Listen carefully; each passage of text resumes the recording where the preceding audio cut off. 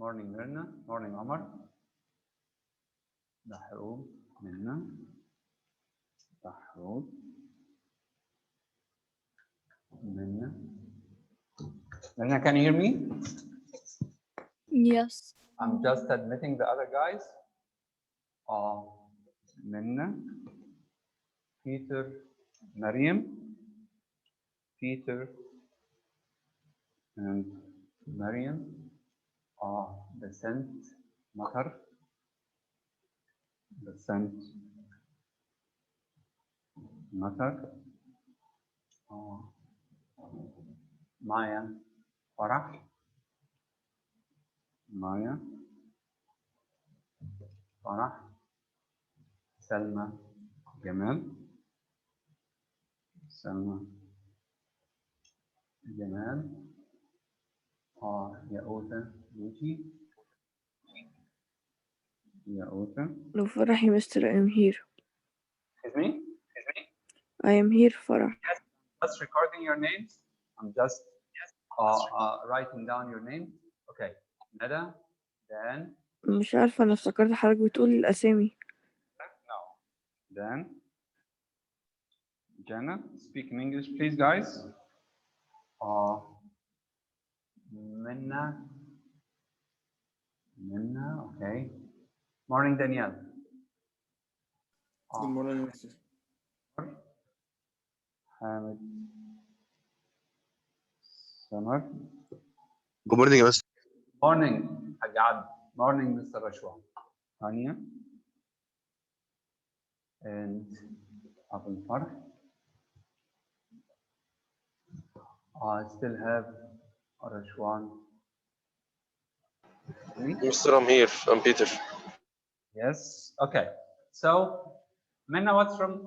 There's Minna. Are you with us now? Minna, have you joined? Yes. Okay. Yes. Good morning, Mr. Ibrahim. Morning, Abdurrahman. Morning, all. How are you? I'm fine. You? Alhamdulillah. Alhamdulillah. So, I have 24 lovely students with me in the room right now. In addition to Ms. Lynn. Ms. Lynn is visiting us today. Welcome, Ms. Lynn. Okay. This is Shah Tamim. So, you're 25. Shah. Good morning, Miss Lynn. Shah Tamim. Abdurrahman. Abdurrahman. So we're still waiting for, I think, 2 guys only. Kareem is not with us right now, right? And Kareem and who, guys? Kareem and Kiki, I think. Kiki hasn't joined yet. I think we're waiting for Kareem and Kiki. Okay, guys. Yesterday we did A Tale of Two Cities, chapter 2 and 3, and the day before yesterday we did chapter 1 and the introduction. We talked about the setting of the novel, the main characters, and the main themes. Okay, and now I will ask you a couple of questions, and please be as active as you can. The first question is, can you name the central character in the novel? The central character in the novel. Guys, put your hands up if you want to answer, please. You know, there are marks for participation. Hello. Put your hands up if you want to answer my question, the main character. Or you can say the main characters. Nada, go ahead. Sydney Carton. Sydney Carton. Okay. Myrna, what's your opinion? Jarvis Lorry and Dr. Mrs. Lucy Manette. Miss Manette, yes. Thank you. Luigi, your opinion? Lucy Manette and Madame Defarge. Defarge, Lucy and Madame Defarge, maybe. Peter? Lucy Manette and her father Manette that was in the prison. Yes, Lucy Manette and Dr. Manette, her father, Alexandre Manette, who is in prison. Okay. Minna? Same in addition to Charles Darnay. Okay, the same, the above mentioned names in addition to Charles Darnay or Charles Darnay, the French pronunciation of it. Okay, we talked about some of the themes in the novel. Who can tell me about some of these themes and explain them in brief? Mr. El Kiki is here now. Kiki, guys, guys, the themes. I have Basant. Go ahead. One theme is resurrection. Resurrection. Can you Yes, explain it in brief, please? Can you explain it in brief? for example, they reawaken or they help Dr. Manat come back to life and get his personality back. Okay. Good. He is resurrected from the dead. This is symbolically refers to his getting out or being released of prison and coming back to Mr. Ryan. Yes. I'm sorry I am late, but the internet in my house was cut. It just came back now, so I entered the session. I'm working from class and using the class speakers, and the voice is not clear. Can you speak slowly and quietly, please? Because I can't hear anything. My internet shut down and it just came back, so I just entered the session now because the internet was cut off. It's okay? Muhammad, what I heard is that you have a problem with your internet, or what I understood. Yes. Now? Yes. Or yesterday? You talked about yesterday. Now. Okay, Muhammad, no problem. Mister, my internet is also lagging because I'm on the highway right now. So I might not be able to answer some questions because of my internet. Okay, come back home safe and sound, inshallah. Okay, no problem. Let's complete. So Basant said one of the themes is resurrection, the idea of resurrection from the dead. When Dr. Manette was in prison for 18 years, let's say forgetting even his name, whenever anybody asked him about his name, he would answer 105 North Tower. He mentioned the number of the room or the cell in which he was jailed, and that's all. He forgot about his profession, his job. He was a doctor, but in prison, he learned how to make shoes. He was a shoemaker, sitting on the bench all the time, making or fixing shoes, and so on. Okay, right. Another, please, another theme. I have 4 raised hands. Abdurrahman. Mr. I remember maybe sacrificing was a theme. Sacrifice, good. Sacrifice, the idea of sacrifice. Can you explain in brief? Who sacrificed for whom or sacrificed what? Abdurrahman? Sydney Carton. Sydney Carton sacrificed. When she took Charles Darnay's place. Yeah, he sacrificed his life for, he took Charles Darnay's place because he was in love with Lucy and he promised her to give his life for someone she loves, right? Loves, yes. Okay, Mariam, you want to say something? Go ahead. Mariam? Theme is the class struggle since it took place during the French Revolution. Sorry, I can't hear anything. I can't hear anything. Another theme is that when the class struggled since they didn't really treat the lower classes well, there is a difference in treatment. I couldn't understand it. No problem. Thank you, Mariam, for your participation. Hania? A theme could also be like fate or that something inevitable was going to happen, because like how in the first chapter when he said that the trees were going to turn into guillotines, which meaning that either ways a war of revolution was going to happen, so it can be about that too. Thank you, Hania. I have Danielle. Go ahead, Danielle. Revolution. Okay. You know, the setting of the novel is in 17, the time is 1775, about 14 years before the French Revolution, and about, I think, 1 year before the American Revolution. Why are we talking about the American Revolution here? We're talking about Britain and France because, you know, America at that time was part of the British Kingdom. George III, the British king, was, let's say, distracted. He didn't look after his poor people. He was distracted by the revolution far away in the United States or in America at that time. Okay, thank you, Danielle. Put your hands down. Thank you very much. That's all. Let's talk about chapter 4. Let me just, can you see the screen, guys? Yes. Yes. Okay, this one. This is chapter 4. Well, can anybody read the title? The preparation. Guys, can anybody read the title of the chapter?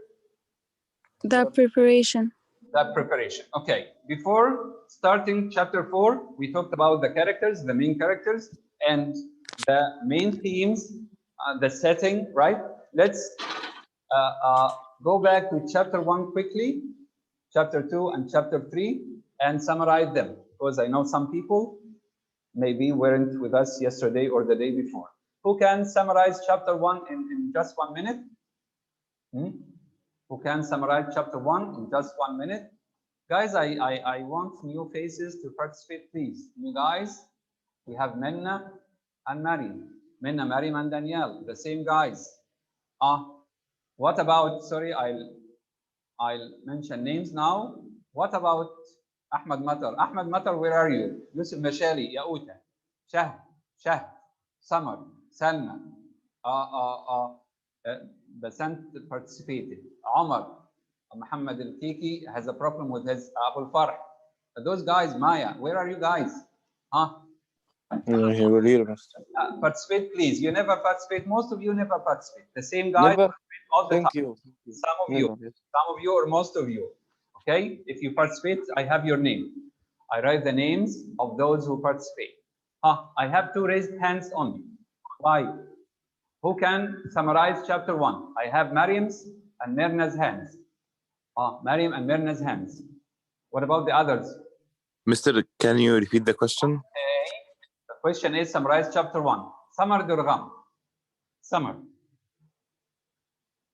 Samar, can you hear me? Yes, يا مستر. ممكن دقيقة ثواني. The question. ثواني. Just one. Samar, did you get the question? Hello? Hello? Samar got lost. Okay. Take your time, Samar. I'll pick another name. Salma, are you there?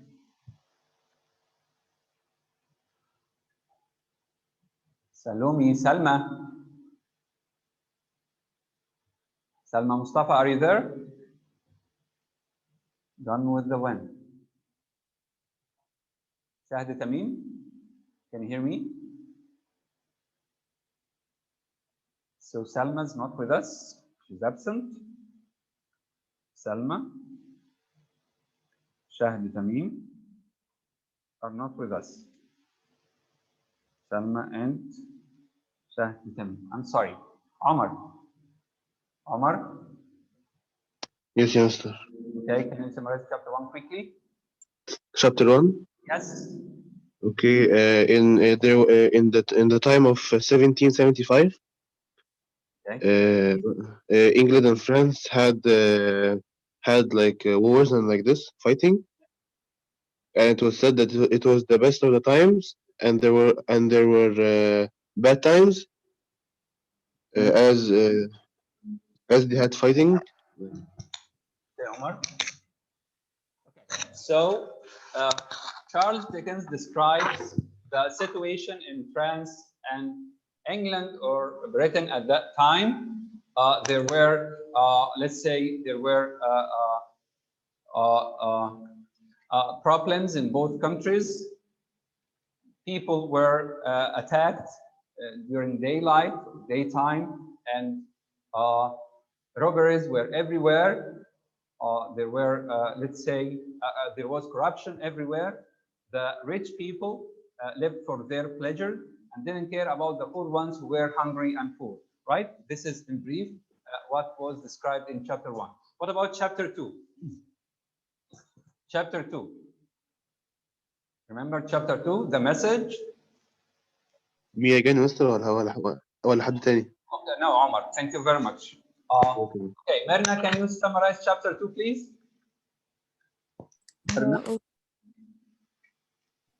So the setting is in a male coach that has 3 passengers, a guard, and the coachman, the one who's riding the horse.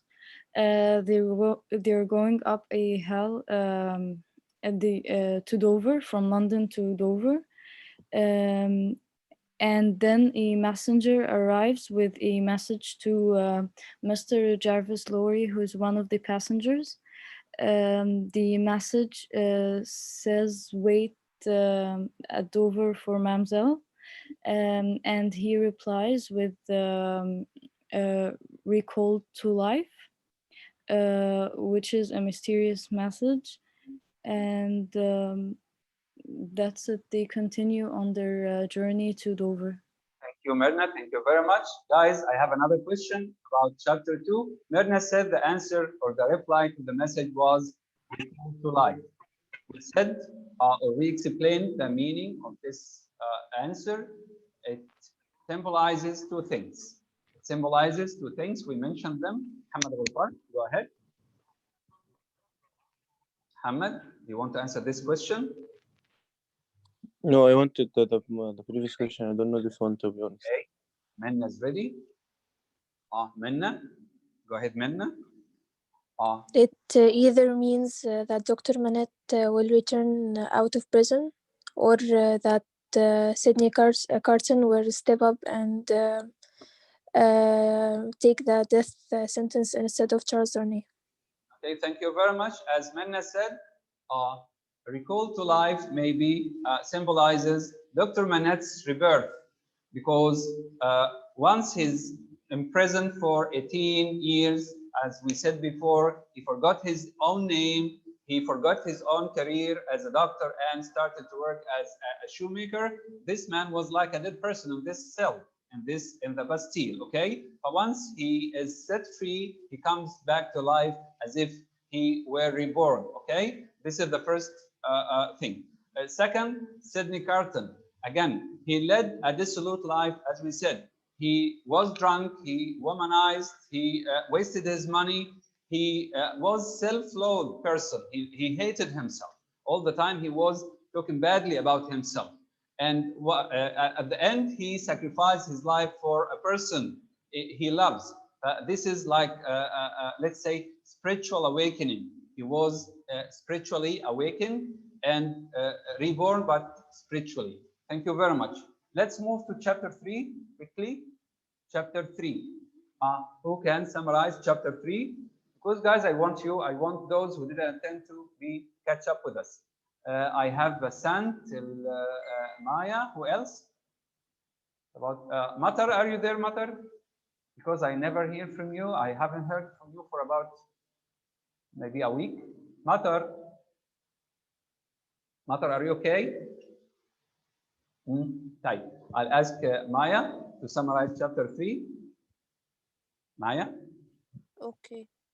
When the coach was, he goes to Dover, and Mr. Lorry, he sees the reflection in his mission, and he digs to find someone out of the grave who has been buried alive for 18 years, and he envisions the face of the man that must look like him, and how the years probably have affected him, and he's haunted by the vision of the man's face.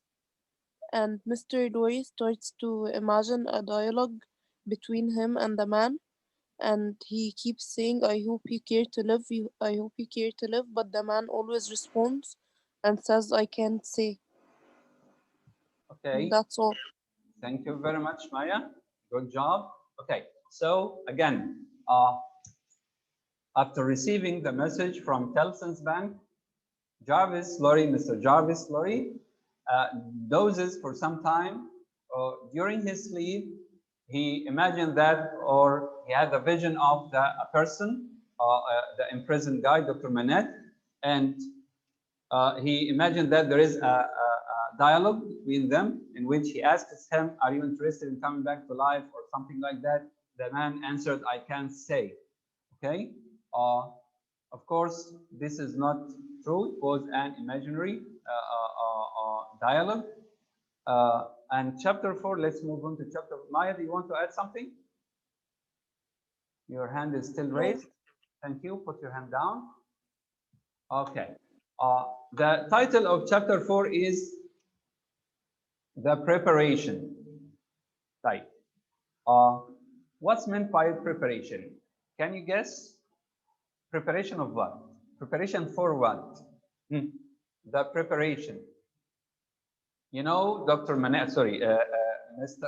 Jarvis Lorry is going to meet the mamsel. We know that the mamsel is Lucy Manette, right? At a specific place in Dover, the English town of Dover, okay? And the title is The Preparation. The preparation for what? Or the preparation of whom for what? I have 4 raised hands. No new faces. I have Minnas, Luigi's, Mirna's, the Sense hands. Okay, this time I pick percent. I think Mr. Laurie is preparing for the return of Dr. Alexander Manette. Maybe, thank you very much. The Sense said maybe Mr. Jarvis Lorry is preparing for the return of Dr. Manette. Return from where to where? We'll see. طب Minna, your opinion? Minna, guys, keep raising your hands. If you want to answer, keep raising your hands. If you have another opinion. Daniel, go ahead. They are preparing for Dr. Manette, Mrs. Manette, because she is getting out of prison. Okay. Preparation, as far as I understand, because the voice is not clear. Dr. Manette's return or release from prison, maybe. Mirna, go ahead. Thank you, Daniel. Thank you, Wissam.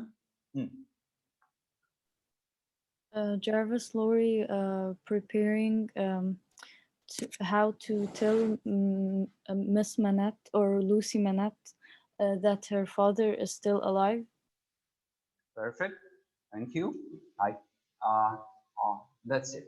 Okay. So maybe it's the preparation of Lucy Manette to. I have something in the chat here.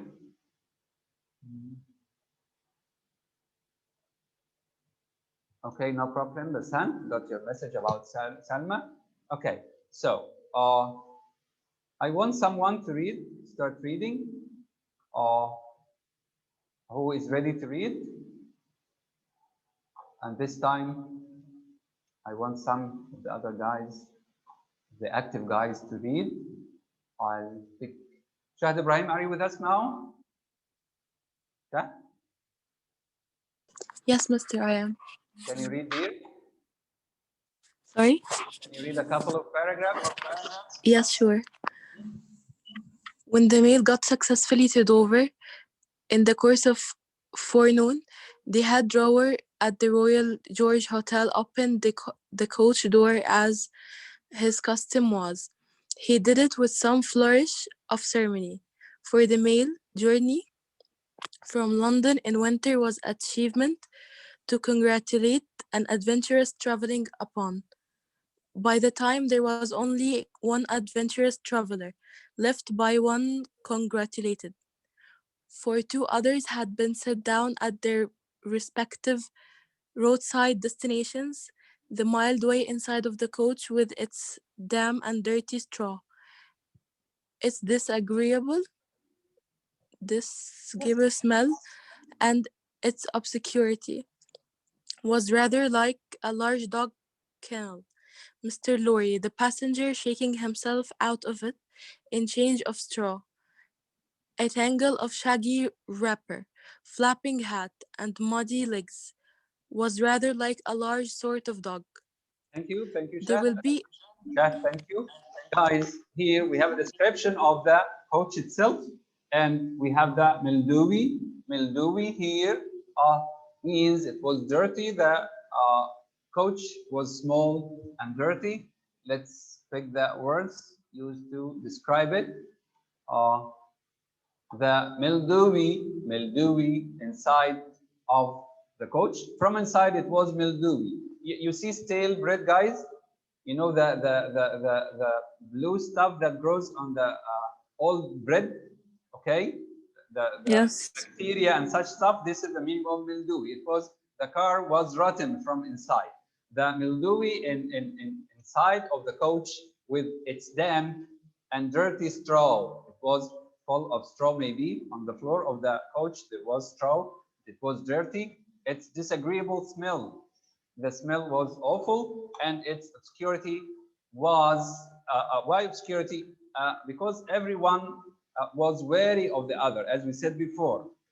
This is why in the first paragraph, the traveler, anybody who would travel from London to Dover at that time in this winter, is an adventurous guy.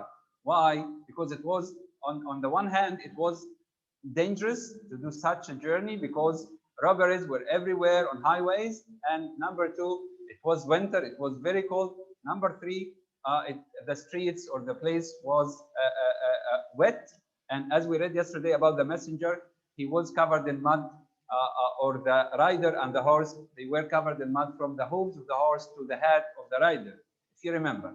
Okay, who else can read?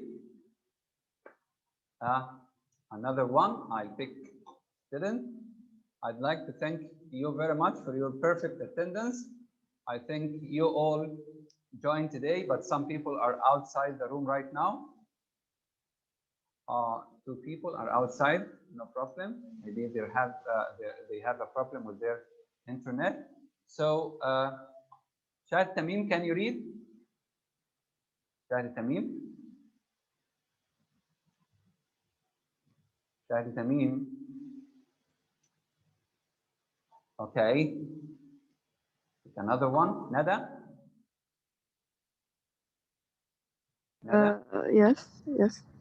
1 minute. Sorry? There will be a packet to Calais tomorrow, drawer? Yes, sir, if the weather holds and the wind sets of tolerable fare. The tide will surf pretty nicely at about 2 in the afternoon. Sir, bed, sir? I shall not go to bed tonight, but I want a bedroom and a barber. And then breakfast, sir? Yes, sir, that way, sir, if you please. Show Concord. Gentlemen's valise and hot water to Concord. Pull off gentlemen's boots in Concord. You will find the fine sea coal fire, sir. Fetch barber to Concord. Stir about there, now, for Concord.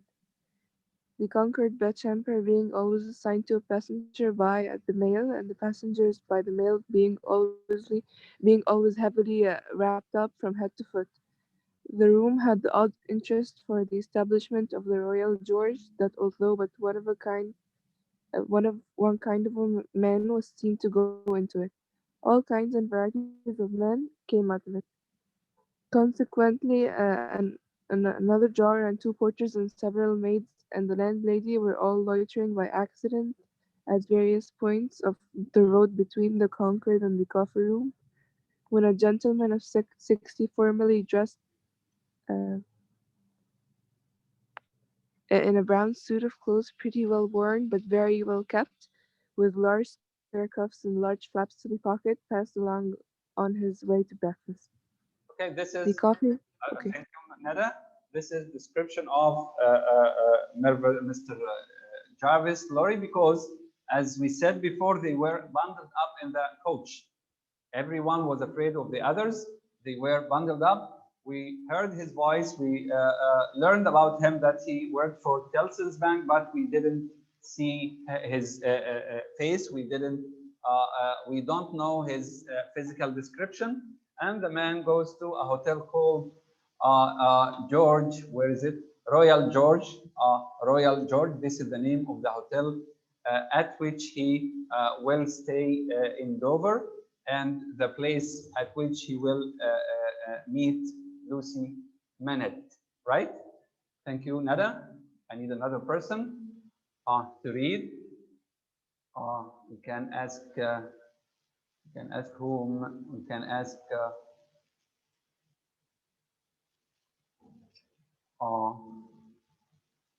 Jana Sobh. Are you there, Jana? Jana? Jana? Jana Sobh, haven't heard from you for a long time.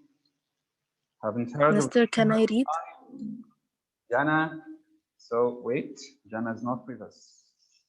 Just want to take a note that Jana is not with us. Jana is absent. Okay. I'll try to pick another one. Dahroug, are you there? Ahmed? Ahmed? Ahmed, want to hear your voice? Ahmed? Dahroug? Gamal? Gamal? Gamal? Guys, I haven't seen Karim yet. Karim hasn't attended the session. Let's say in the second session. He is not in the first session, as you can see. Karim, if you're with us, tell ايوه me. مستر معلش يا مستر ما كنتش راضي اتفتح. I can see your name. This means you enter using another name. يا مستر. It's Gamal who is speaking now. This is أيوه. Gamal or Karim? جمال. Hi, I'm calling for Karim. Karim, are you with us in the room? Because I can't see your name, dear. Karim? Okay, so Karim is not with us. Okay, Gamal, can you read? Yes. Can you read starting from here? Can you read this paragraph only? ماشي. The coffee room had no other occupant than forenoon than the grandma and Brown. His breakfast table was drawn before the fire, and the still that might have been stilling for the portrait. Okay, you forgot a line, I think. Okay, Gamal, thank you. So this is the description of the place and the coffee table in the place. Can anybody else read? Okay, Hania. Okay, from the beginning? The coffee room, no problem, the coffee room. Yeah. The coffee room had no other occupant that forenoon than the gentleman in brown. His breakfast table was drawn before the fire, and as he sat, with its light shining on him, waiting for the meal, he sat so still that he might have been sitting for his portrait. Very orderly and methodical, he looked, with a hand on each knee, and a loud watch ticking on a sonorous sermon under his flapped waistcoat, as though it spitted its gravity and longevity against the levity and evanescence of the brisk fire. He had a good leg and was a little vain of it, for his brown stockings fitted sleek and close, and were of a fine texture. His shoes and buckles, too, though plain, were trim. He wore an odd little sleek, crisp flaxen wig, setting very close to his head, which wig, it is to be presumed, was made of hair, but which looked far more as though it was spun from filaments of silk or glass. His linen, though not of a fineness in accordance with his stockings, was as white as the tops of the waves that broke upon the neighboring beach, or the specks of sail that glinted in the sunlight far at sea. A face habitually suppressed and quieted was still lighted up under the quaint wig by a pair of moist, bright eyes that it must have caused their owner, in years gone by, some pains to drill to the composed and reserved expression of Tellson's Bank. He had a healthy color in his cheeks, and his face, though lined, bore few traces of anxiety. But perhaps the confidential bachelor clerks in Tellson's Bank were principally occupied with the cares of other people, and perhaps second-hand cares, like second-hand clothes, come easily off and on.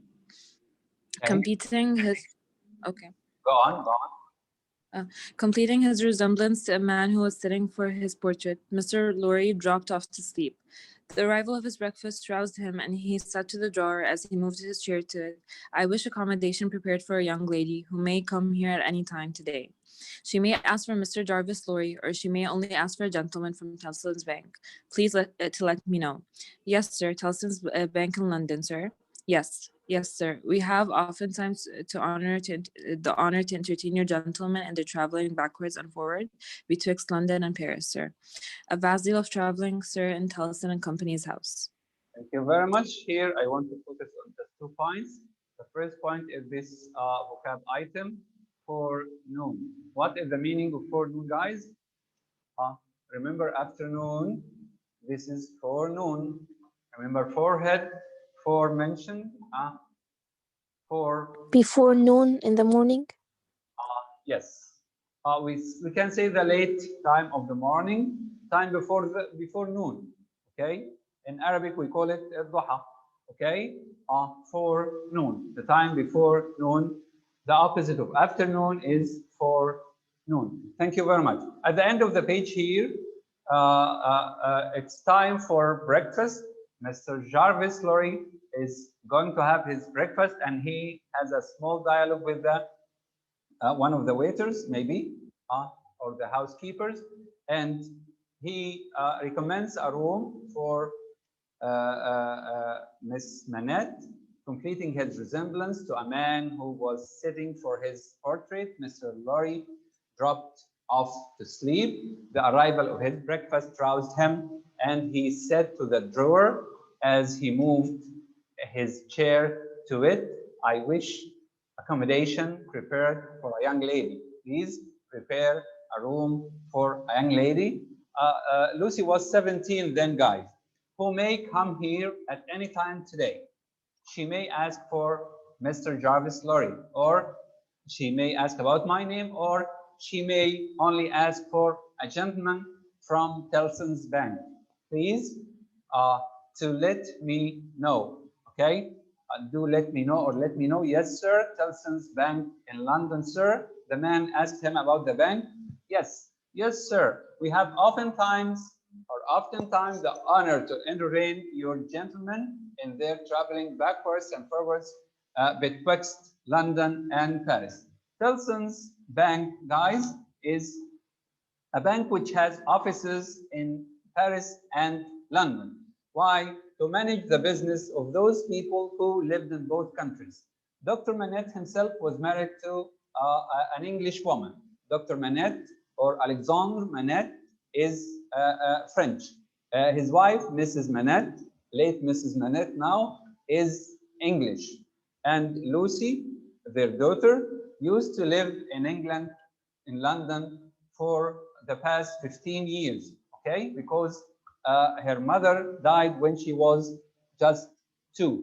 Okay, who is her guardian or the trustee to manage the money of any family who has this let's say condition, or who lives in such circumstances? You need a trustee. The trustee of this family, of the Manettes, was Mr. Jarvis Lorry. Okay, this is why the bank sent him to meet Lucy, okay, at Dover. Why? Because they had or got or received news from Paris that Dr. Manette was released from his 18-year imprisonment. Okay, the man was preparing the girl who was told by her mother that her father died or passed away, to go and receive her father and bring him secretly, without asking any questions, to come back and live with them in peace in London. We have a couple of seconds before the video ends. I'll end the session now and see you in a couple of minutes. Thank you very much.